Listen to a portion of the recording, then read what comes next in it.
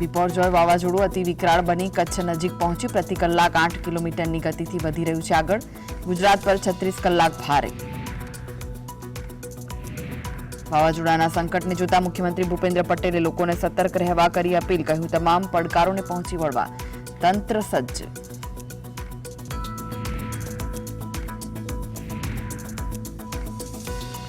વાવાઝોડાની અસરને લઈને રાજ્યના 83 તાલુકાઓમાં વરસાદ, 30 તાલુકાઓમાં 1 થી 4 ઇંચ વરસાદ.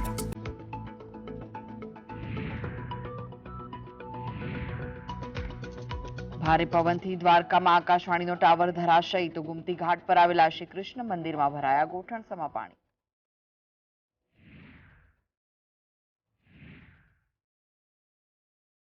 વાવાઝોડાને લઈને કાંઠા વિસ્તારમાં એનડીઆરએફની 17 ટીમ તૈનાત. કચ્છમાં 150 થી વધુ બીએસએફના જવાનો એલર્ટ મોડમાં તો ગીર જંગલમાં 100 સિંહોને કરાયા શિફ્ટ.